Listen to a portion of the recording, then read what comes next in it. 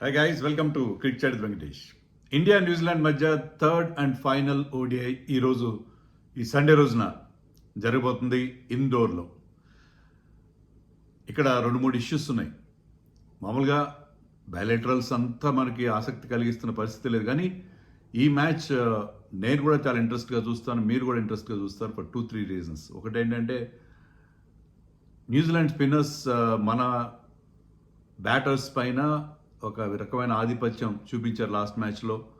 దాన్ని ఎంతవరకు మన వాళ్ళు తిప్పికొడతారు, న్యూజిలాండ్ స్పిన్నర్స్ని ఎలాగా వాళ్ళ ఛాలెంజ్ని ఎంతవరకు తిప్పికొడతారు. వాళ్ళు ఇన్ఎక్స్పీరియన్స్ స్పిన్నర్స్, బట్ వాళ్ళు మన బ్రహ్మాండమైన రెప్యూటెడ్ బ్యాటింగ్ లైనప్కి they are posing lot of problems. That is number 2. Daryl Mitchell పెద్ద హెడేక్ అయిపోయాడు Indian team. So Daryl Mitchell మన ట్రావిస్ హెడ్ లాగా, సో ఇండియా మీద టన్నుల కొద్ది రన్స్ చేస్తూ ఉన్నాడు, మన స్పిన్నర్స్ని కౌంటర్ అటాక్ చేస్తూ ఉన్నాడు. సో అతన్ని ఏ స్ట్రాటజీలో అతన్ని దెబ్బకొడతారు. తర్వాత ఇండియన్ టీంకి సెలక్షన్ విషయంలో ఇక్కడ మనం ప్రత్యేకంగా చెప్పుకోవాల్సింది 2 ఆస్పెక్ట్స్. ఒకటి ఏంటంటే నితీష్ కుమార్ రెడ్డి మీద కొంత క్రిటికల్ పాయింట్స్ చెప్పాడు మన team assistant coach Ryan ten Doeschate. So అతను కోచ్ అలా ఒక ప్లేయర్ గురించి క్రిటిసైజ్ ఎట్లా చేస్తాడు ప్రెస్ మీట్లో, అది కొంచెం చాలా ఆశ్చర్యంగా ఉంది. రెండోది ఏంటంటే హర్షదీప్ సింగ్ని పక్కన పెట్టడం మీద ముఖ్యంగా చాలామంది ఫార్మర్ ప్లేయర్స్ క్రిటిసైజ్ చేస్తున్నారు. హర్షదీప్ని ఎందుకు ఆడించట్లేదు, హర్షిత్ రాణా కూడా ఉన్నాడు T20 వరల్డ్ కప్ స్క్వాడ్లో, అతను రెస్ట్ ఇవ్వట్లేదు, హర్షదీప్కి ఎందుకు రెస్ట్ ఇస్తున్నారు, why are you not playing him. So ఈ సెలక్షన్ ఇష్యూస్ కూడా ఉన్నాయి ఇండియాకి. సో ఇవన్నీ కూడా అడ్రస్ చేయాల్సిన అవసరం ఉంది. ఫస్ట్ అండ్ ఫార్మోస్ట్ మ్యాచ్ ఎక్కడ జరుగుతుంది, Indore, the land of CK Naidu and Mushtaq Ali. సిక్సర్ల సీకే అని చెప్తాను. సీకే నాయుడు అలా సిక్సర్లు కూడా చిన్న గ్రౌండ్, అది గ్రౌండ్ చిన్నది, ఆల్వేస్ హై స్కోరింగ్ గ్రౌండ్. చాలా సంవత్సరాల క్రితం 2010-11 ఎప్పుడో 11 అనుకుంటా, 2010లో సచిన్ 100 కొట్టాడు, 2011లో సెహ్వాగ్ అక్కడ 100 కొట్టాడు again West Indies 219. It was a wonderful నాక్. సో అది హై స్కోరింగ్ వెన్యూ. అప్పుడు 400 కొట్టారు మన స్కోర్ 400 దాటింది. తర్వాత రీసెంట్ టైమ్స్లో కూడా 300+ 380 కూడా కొట్టినట్టు, 380 మన టీమే. సో చాలా హై స్కోరింగ్ వెన్యూ. సో ఇండోర్లో you expect a big scores. డెఫినెట్గా బ్యాట్స్మెన్ పండగ చేసుకుంటారు. మరి ఇలాంటి పిచ్ మీద మన టీం ఏం చేయబోతుంది. ఫస్ట్ అండ్ ఫార్మోస్ట్ నేను చెప్పాను కదా, నితీష్ కుమార్ రెడ్డి మీద కామెంట్స్ పాస్ చేశాడు టెన్ డెస్కటే, మన అసిస్టెంట్ కోచ్. అతను ఏమన్నా అంటే మేము చాలా ఆపర్చునిటీస్ ఇచ్చాం అతనికి. నిన్న ప్రెస్ మీట్లో మనం ప్రెస్ మీట్ అవుతుంది కదా, చాలా అవకాశాలు ఇచ్చాం, చాలా ఆపర్చునిటీస్ ఇచ్చాం, కానీ అతను he has not done heck of a lot. పెద్దగా చేసింది ఏం లేదు, దాన్ని పెద్దగా ఉపయోగించుకోలేదు. అవకాశాలు ఇస్తూనే పోతున్నాం, కానీ దాన్ని పెద్దగా ఉపయోగించుకోవట్లేదు, అతను పెద్దగా చేసింది ఏం లేదు అని డైరెక్ట్గా అన్నాడు. ఇలాగా ఎందుకంటే కోచెస్ ఎప్పుడు కూడా తమ ప్లేయర్స్ని సపోర్ట్ చేస్తారు.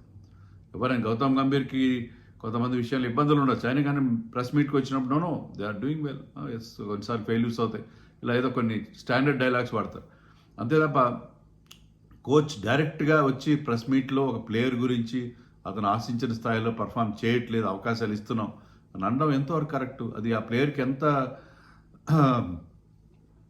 ఎలా ఉంటుంది అది ఇప్పుడు మనం ఉమెన్స్ క్రికెట్లో చూసాం, హర్లిన్ డియల్ని వాళ్ళు రిటైర్డ్ అవుట్ చేశారు. బాగా ఆడుతున్న టైం 47 మీద ఆడుతుంటే రిటైర్డ్ అవుట్ చేశారు. నెక్స్ట్ మ్యాచ్లో she has played a wonderful నాక్, ఆమెకు రోషం వచ్చింది. తర్వాత నెక్స్ట్ మ్యాచ్లో మ్యాచ్ విన్నింగ్ నాక్ ఆడింది వాళ్ళ టీంకి. సో ఇలాంటి తేడా మనం చూస్తాం. అది కోచెస్ డైరెక్ట్గా అంటే ఇప్పుడైతే ప్లేయర్ని మీరు వెనకేసుకురావాలి. ఎంతైనా మీరు టీంలో పెట్టినప్పుడు ఒక రీజన్తో పెట్టారు, మీకు అతను నమ్మి పెట్టారు, ఆ నమ్మకాన్ని మీరు కంటిన్యూ చేయండి. అంతేగాని ఓపెన్గా అతని మీద క్రిటిసైజ్ చేయడం అనేది. ఇంకోటి ఏంటంటే అతనికి ఎన్ని అవకాశాలు ఇచ్చారు, అతన్ని ఒక ఆల్రౌండర్గా మీరు ప్రొజెక్ట్ చేస్తున్నారు. సరే బ్యాటింగ్లో అతను ఆశించిన స్థాయిలో మెల్బోర్న్ సెంచరీ తర్వాత పెద్దగా చేసింది ఏం లేదు, నేను ఒప్పుకున్నాను.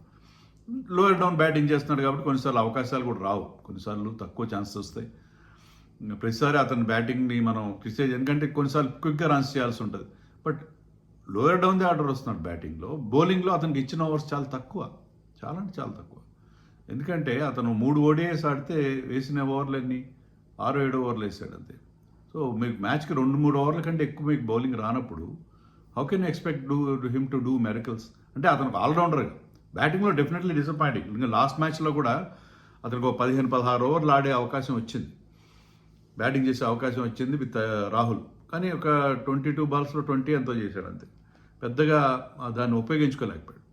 సో అది that can be held against him. But బౌలర్గా మీరు అతనికి ఏం చేస్తున్నారు? సో అతను ఒక ఆల్రౌండర్. మీరు why are you playing him? Because you're treating him as an seam bowling allrounder. Hardik Pandya ఆప్షన్స్లో మనకి అతను అంది వస్తాడని. మరి అలా అంది వచ్చడానికి మీరు అతనికి బౌలింగ్ ఎంత అవకాశం ఇస్తున్నారు? తను ఆడిన T20s కూడా 4 ఎన్నో T20s ఆడాడు ఇంటర్నేషనల్స్ ఇండియాకి.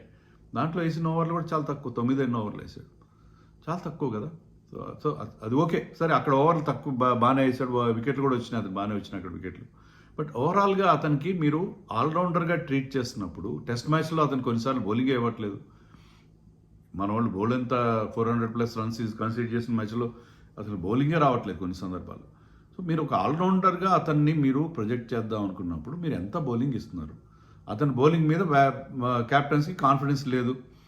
అతను మనకి వికెట్స్ ఇవ్వడం కానీ రన్స్ స్టిక్ చేస్తాడని నమ్మకం లేదు కాబట్టి ఇవ్వట్లేదని మీరు అనొచ్చు. Okay, agreed. మరి అన్నప్పుడు మీరు అతన్ని ప్రొజెక్ట్ చేయడంలో మీనింగ్గా ఉంది. సో మీరు ప్రొజెక్ట్ చేసినప్పుడు you throw him in the deep end. అతన్ని పూర్తిగా ట్రై చేయండి, బౌలర్గా పూర్తిగా ట్రై చేయండి. ట్రై చేసి అతను బాగా ఆడట్లేదు అన్నప్పుడు అప్పుడు పక్కన పెట్టండి. సో అలా జరగట్లేదు కదా. So that is number 1. Number 2, Arshdeep Singh ఎందుకు అవకాశం? ప్రసిద్ధ్ కృష్ణ రెగ్యులర్గా ఆడిస్తున్నారు. He goes for lots and lots of runs. So Prasidh Krishna is not a bad bowler, I'm not criticising him, is a good bowler. But Harshdeep టీంలో ఉన్నప్పుడు హర్షదీప్ ఆడాలి. అన్ని మ్యాచ్లు కాకపోయినా కనీసం 2 మ్యాచ్లు ఆడి ఉండాల్సింది, ఒక మ్యాచ్లో కూర్చోబెట్టచ్చు. కానీ హర్షదీప్కి అస్సలు అవకాశం ఇవ్వట్లేదు. హర్షదీప్ని మీరు are you sure that you're going to play him all 5 T20s ఆడించారు హర్షదీప్ని. అక్కడ కూడా అతన్ని 5 మ్యాచ్లు ఆడించారు. I think you will play only 3 matches. So అలాంటప్పుడు why are you not using Harshdeep? So ఈ మ్యాచ్లో నేను మరి అలా డైరెక్ట్గా క్రిటిసైజ్ చేసినందువల్ల టీంలో మార్పులు జరుగుతాయా? ఆయుష్ బదోనిని ఆడిస్తారా? ఆయుష్ బదోని ఆడిస్తారని అనుకోను, ఎందుకంటే అతను ఆఫ్ స్పిన్ ఆ స్మాల్ గ్రౌండ్లో అతను ఆఫ్ స్పిన్ అంత ఉపయోగపడే చిన్న గ్రౌండ్లో 6 కొట్టేస్తారు. అతను కనుక 2 ఓవర్లు ఇచ్చినా 2 ఓవర్లో చాలా రన్స్ కొట్టే అవకాశం ఉంటుంది. కొన్ని ఓన్లీ యాజ్ ఎ బ్యాటర్ అతన్ని ఆడిస్తారేమో చూడాలి. సో లేకపోతే ధ్రువ్ జురెల్ని ఆడిస్తారేమో. ధ్రువ్ జురెల్ని when you are not utilising Nitish Reddy for not more than 2 hours, you can as well play Jurel, proper batsmen, మీకు బ్యాటింగ్లో డెప్త్ వస్తుంది. సో ఆ రకమైన మార్పులు ఏం చేస్తారు. హర్షదీప్ని కూడా ప్రసిద్ధ్ కృష్ణ ప్లేస్లో తీసుకొస్తారేమో నేను అనుకుంటున్నాను. న్యూజిలాండ్ ఎలాంటి మార్పులు చేయరు, వాళ్ళు అదే టీంతో ఆడతారు, బ్రహ్మాండంగా ఆడుతున్నారు వాళ్ళు. They will try to continue with in the same when. And డెరిల్ మిచెల్ని ఎలా కట్టడి చేయాలి, ఏం చేయాలి? కుల్దీప్ యాదవ్ని చాలా లేట్గా తీసుకొస్తున్నారు. డెరిల్ మిచెల్ సెటిల్ అయిన తర్వాత ఉన్నప్పుడే తీసుకురండి. వాళ్ళిద్దరు మ్యాచ్అప్స్ బాగాలేవు. కుల్దీప్ యాదవ్ మీద బౌలర్ రన్స్ చేశాడు. ఈవెన్ వన్ డేస్లో చాలా పెద్ద స్ట్రైక్ రేట్తో he knows how to attack. Kuldeep యాదవ్ని అటాక్ చేస్తే అతను is not the same. Kuldeep is a confidence bowler. ఒక్కసారి అతని కాన్ఫిడెన్స్ దెబ్బతిందంటే అతను సరిగ్గా బౌలింగ్ వేయడు. స్టార్టింగ్లో వికెట్స్ పడితే కుల్దీప్ని ఆపలేరు ఎవరు. అలా కానీ స్టార్టింగ్లో he goes for runs, his confidence gets dented. దానివల్ల అతను తర్వాత అంత ఎఫెక్టివ్గా అనిపించాడు. సో అందుకని ఐ థింక్ కుల్దీప్ యాదవ్ని తొందరగా తీసుకురావాలి. మిచెల్ సెటిల్ కాకముందే తీసుకొస్తే అతన్ని ఏమైనా అవుట్ చేసే అవకాశం ఉంటుంది. కానీ చాలా లేట్గా తీసుకొస్తున్నారు, అది కొంచెం అర్థం కావట్లేదు. సో కుల్దీప్ ఈజ్ ఓ ట్రంప్ కార్డ్. చాలామంది ఒప్పుకోకపోయినా, ఎందుకంటే అతనికి ఆ వికెట్ టేకింగ్ ఎబిలిటీ ఉంది. ఒకసారి wickets when taste blood, you cannot, is unstoppable, చాలా ఎఫెక్టివ్ అవుతాడు. ఆ గ్రౌండ్లో పెద్దగా స్పిన్నర్స్ కానీ పేసర్స్ కానీ అలాంటి హెల్ప్ ఉండదు. కానీ కుల్దీప్ యాదవ్ లాంటి bowlers they can pick up wickets on any ground. So అది స్ట్రాటజీలో ఏదో మార్పు చేయాలి. దే షుడ్, మన కోచెస్ ఎంతమంది ఉన్నారు, ఏం చేస్తారు? They should device a method to get Mitchell out early. So Mitchell, ఎందుకంటే వీళ్ళు న్యూజిలాండ్ టీము ఎప్పుడు ఇండియాలో ఇంతవరకు వాళ్ళు బయలాటరల్ ODI సిరీస్ గెలవలేదు. ఇప్పుడు కనుక ఈ మ్యాచ్ గెలిస్తే వాళ్ళు ఒక పెద్ద రికార్డ్ క్రియేట్ చేస్తారు. ఎందుకంటే న్యూజిలాండ్ చూడండి, ఫస్ట్ మ్యాచ్లో మనం చాలా కష్టపడి చాలా చెమట వచ్చి గెలిచాం. సెకండ్ మ్యాచ్లో వాళ్ళు ఈజీగా మన మీద గెలిచేశారు. సో ఇలాంటి టీం 3వ మ్యాచ్ గెలిచాక ఇప్పుడు వాళ్ళు ఫామ్ చూస్తే వాళ్ళు చాలా టాప్లో ఉన్నారు. దాంట్లో 7 మంది 8 మంది ఇండియాకి ఫస్ట్ టైం టూర్ చేస్తున్నారు. టీంలో ఉన్న 15 మందిలో 8 మంది first time they are touring India. వాళ్ళు ఇండియా గురించి కండిషన్స్ కూడా తెలియదు. అలాంటి ఇన్ఎక్స్పీరియన్స్ టీంతో వచ్చి మనం వణికిస్తున్నారు వాళ్ళు. సో ఇది చాలా మన అంటే బయలాటరల్స్ ఇంపార్టెంటా కాదనేది కాదు, మన పరువు ప్రతిష్టకు సంబంధించిన విషయం. సో ఈ రోజు మ్యాచ్ మనం గెలిచి తీరాలి. టాస్ గెలిచినా ఓడినా డ్యూ పెద్దగా ఉండట్లేదు కాబట్టి సెకండ్ బ్యాటింగ్ చేసినా కూడా ఈ కెన్ చేస్ డౌన్ ద టార్గెట్. సో వాళ్ళు ఫస్ట్ బ్యాటింగ్ చేసి 350 చేసినా కూడా India has the ability and the fire power to చేస్ డౌన్ ద టార్గెట్. మీకు విరాట్ కోహ్లీ ఉన్నాడు, రోహిత్ శర్మ ఉన్నాడు, శుభ్మన్ గిల్ ఉన్నాడు, మంచి మంచి ప్లేయర్స్ ఉన్నారు. Rahul is playing like a champion. So అలాంటి టీం ఉన్నప్పుడు మీకు why are you bothering up న్యూజిలాండ్ని చిత్తుగా ఓడించాలి ఈ మ్యాచ్లో. అది పరువుకు సంబంధించిన విషయం. బయలాటరల్ మనకు గుర్తుంటాయా లేదని తర్వాత సంగతి.